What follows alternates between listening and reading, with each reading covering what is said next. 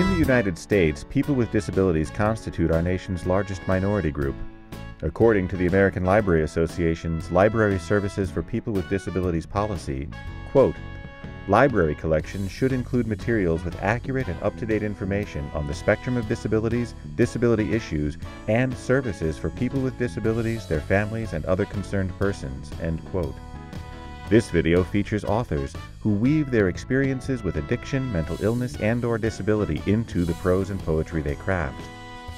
Librarians are uniquely placed to help direct patrons to information, services, and materials that aid in stigma reduction, rehabilitation, and recovery. Libraries offer a safe haven and an access point to valuable services that may not be available anywhere else.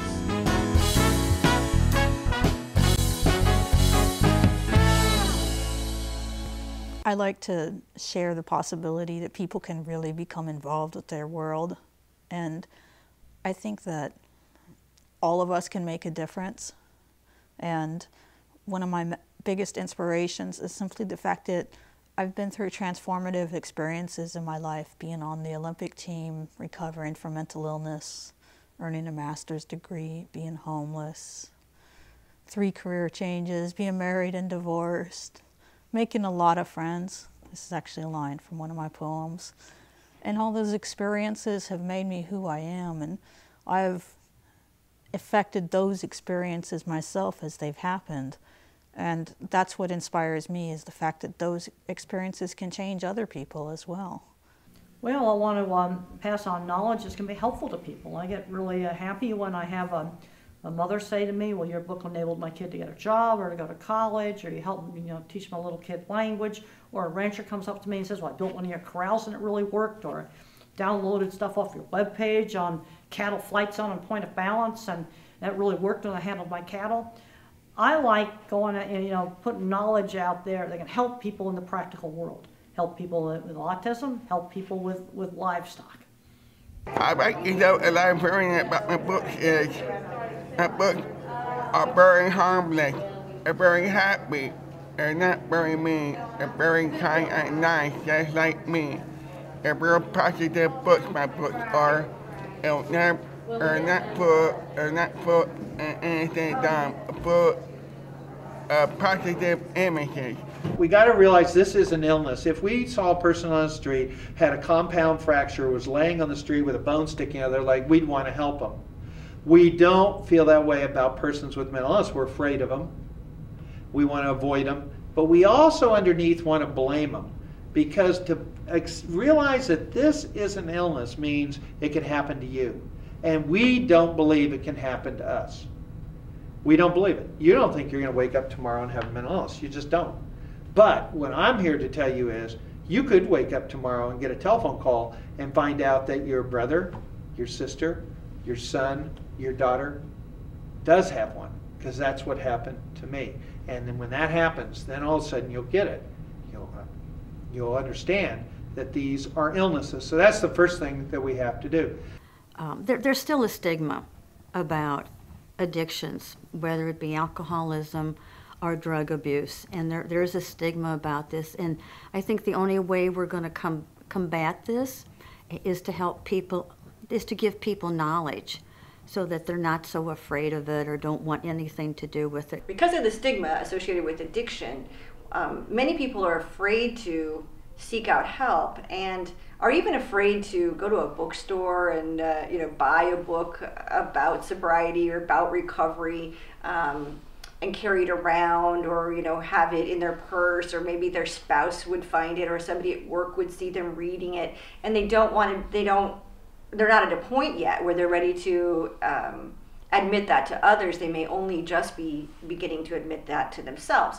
And the idea that that person could go and stand in the library with that book in their hand in a quiet, secluded corner of a library and read that book, or read a portion of that book anonymously, completely anonymously, and even, even if they were to check it out, then still somewhat anonymously be able to have access to that information.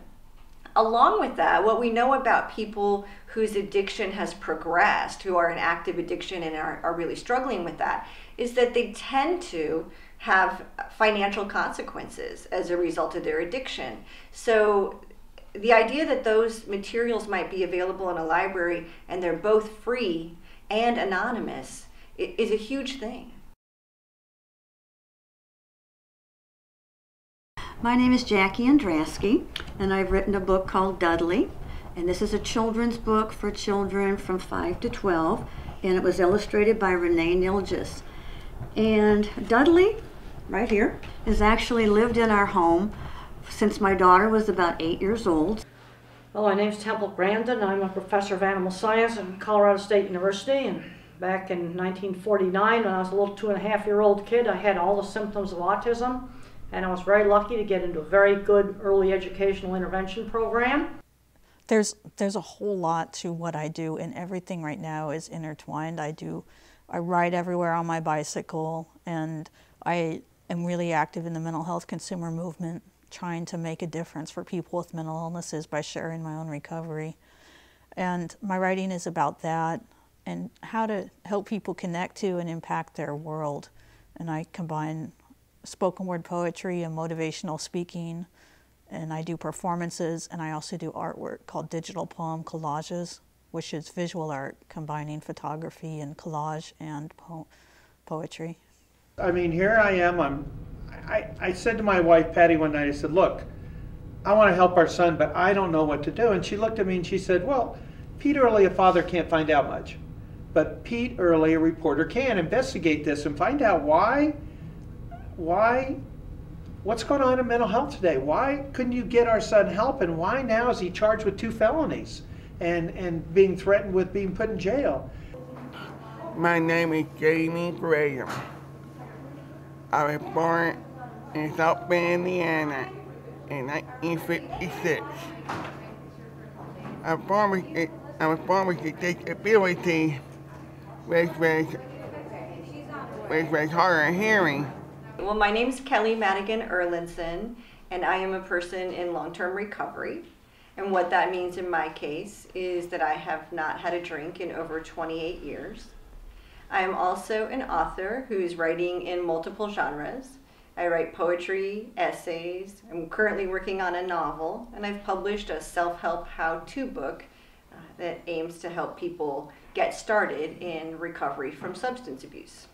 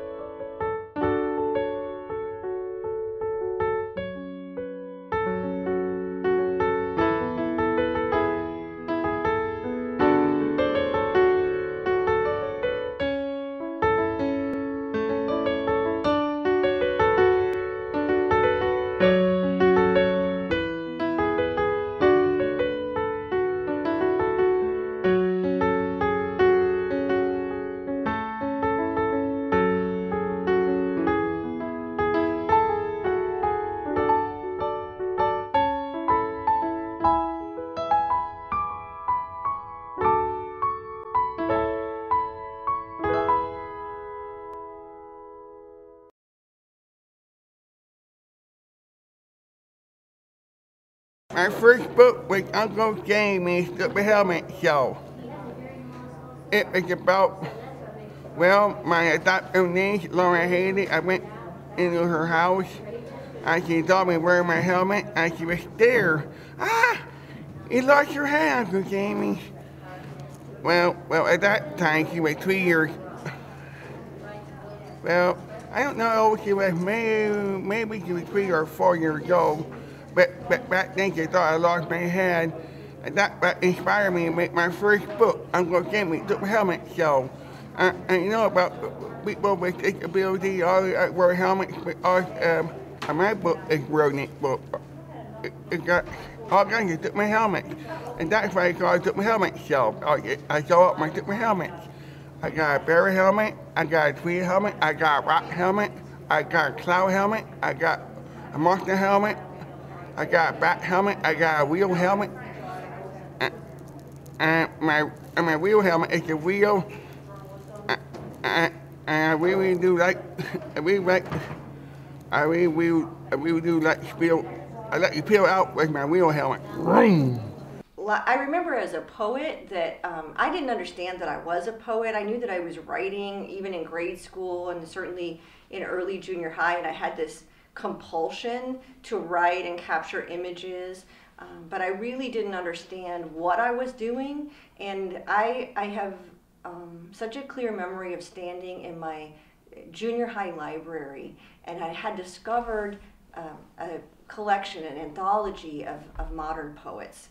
And I'd opened it up and was standing there basically devouring these poems as I was standing. I couldn't even walk away with the book. I was just struck. My first writing was writing for our state farm magazine in Arizona back in the early 70s. I was a livestock editor, and I wrote articles about, cattle industry, cattle handling. I'd do features on ranches and dairies and feedlots. That was some of my earliest writing professionally, was for livestock. In fact, my very first book was Livestock Handling and Transport in 1993. I edited a book with multiple authors on the state-of-the-art literature reviews on cattle, sheep, and pig handling.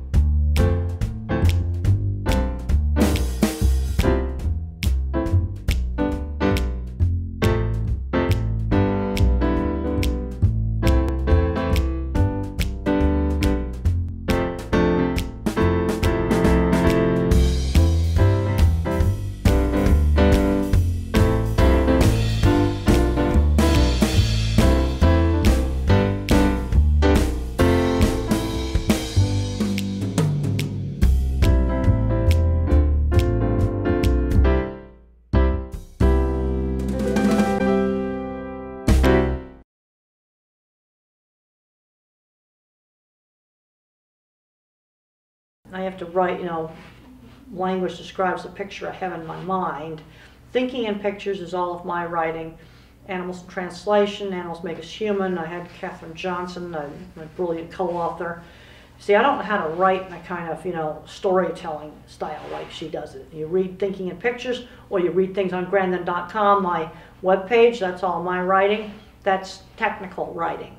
Livestock handling and transport, I've got chapters in there that are all my writing. I'm a good technical writer. Just explaining, like writing down directions on how to handle cattle with the flight zone point of balance, just explaining how to do it in a clear way. I have a poem, it's called Your Only Flavor is Vanilla If You Don't Have a Mental Illness. And I've asked a lot of my friends, and I said, if you could wave a magic wand and make your illness go away, would you do it? And some of my friends say, yeah, I'd make it all go away. But my experiences with mental illness have made me the person I am today. It's like I've walked through the fire and been forged into a stronger, different person. And I would say mental illness is a benefit to me because it's made me stronger. I've been through the depths of the valley and found that if I were to fear evil, it would be my own self that I fear. And I've found people that helped me get out of the valley of evil when I had no hope. And I found that I could reach out and find other people.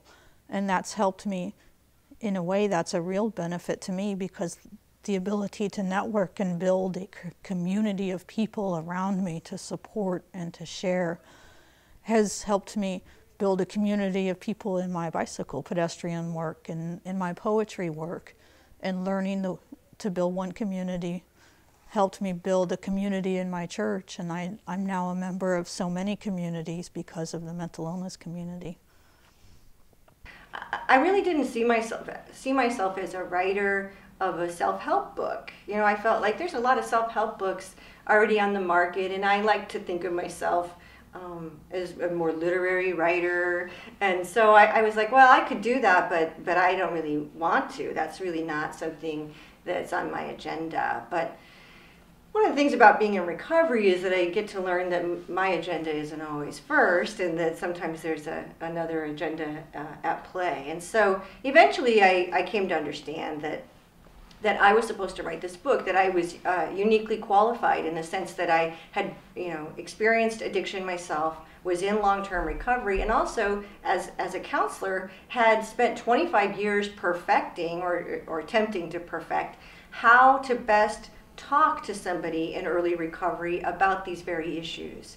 Well, I thought I knew a lot about mental illness. As a reporter, I'd covered deinstitutionalization, the closing of the state hospitals, and I thought I was pretty, smart about these things. And then my own son got sick, and I found out I didn't know anything, and I was completely lost. My son was in college. A lot of folks are struck with severe mental illnesses when they're at the ages 20 to 27.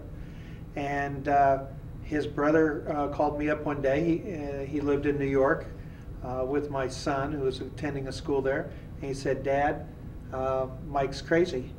And I raced to New York to get him.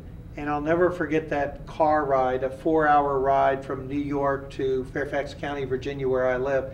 Mike would laugh one minute, and he'd begin sobbing the next. And he said to me, "Dad, how would you feel if someone you loved killed himself?" And I knew that he had been having problems. He had seen a psychiatrist. A psychiatrist had put him on medication. And we thought everything was fine. And then he stopped taking his pills, and he became this psychotic person. I pleaded with him to take his medication, and he screamed, "Pills are poison, leave me alone." And so we drove to an emergency room. I didn't know where else to go, and I rushed him in. And I thought we'd get help there. And I'll never forget the nurse rolled her eyes while Mike talked gibberish about how God had him on this special mission. And then we were taken to a waiting room, which is what we did for 4 hours. Finally, a doctor came in. He put up his hands as if he was surrendering, and he said, "I'm sorry, I can't help your son." I said, "You haven't even examined my son." He said, "It doesn't matter." The nurse had told him that my son thought all pills were poison, and he knew he had a mental health diagnosis, and we'd been waiting for 4 hours, and no one had heard of each other, and the law was very specific. Unless you're in imminent danger, either to yourself or someone else, you can't be required to undergo treatment. And so the doctor literally turned to me and he said, "Bring your son back after he tries to kill you or he tries to kill someone else." And my son walked out the door.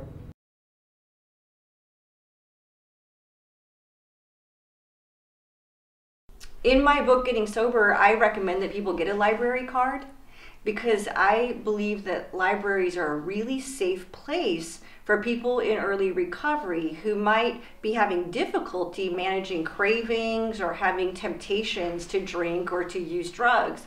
And so we know that we live in a drinking culture and alcohol is widely available, and people who are not struggling with addiction may not realize that there's not a lot of places where you can go where alcohol is not in view.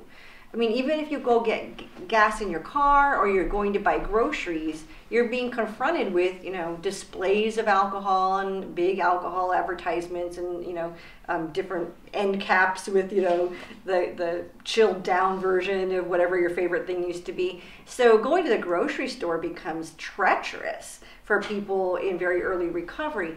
And many excursions become treacherous. So the idea that I can go to a library, which has that sort of calm setting. It's not going to be a place where I'm going to be overstimulated or have to deal with a lot of noise or interaction. And I know I can trust that it's a safe place in terms of being alcohol free. And also, I know that a lot of librarians have little reading groups with small children, and they read different books to kids. And if they would incorporate some of these readings from people in recovery and then to get some discussion going, I think that would be another way. Teachers are always asking the librarians for book lists, for examples of books that they want them for summer reading. And hopefully, if the librarians would suggest some of these books, that would be another way to get more children reading.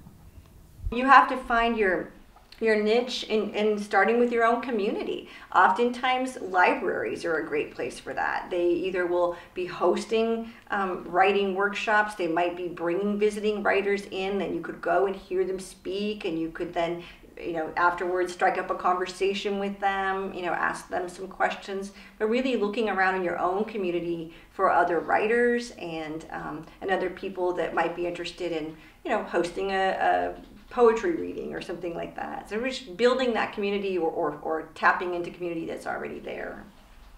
People don't understand that people with disabilities are the #2 minority in the United States. There's more people with disabilities than there are African Americans.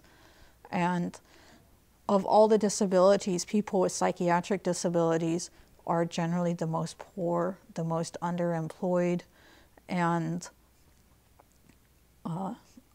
often seem to have less access to societal resources than other groups. Yet, from that worldview, from that set of challenges, people can come up with incredible perspectives, incredible art and stories and websites, and people with mental illnesses have really found a way to build new lives rather than trying to get back to the lives we used to have.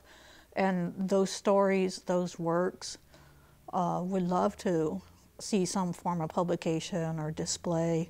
And one of the most important benefits of sharing that kind of work would be to help people who have struggles but can't admit them because of fear, people who feel a strong sense of discrimination and prejudice towards mental illness, people that are afraid to identify as having a mental illness if they see successful people identified with an illness that think their illness is an asset. It'll be a real benefit to society.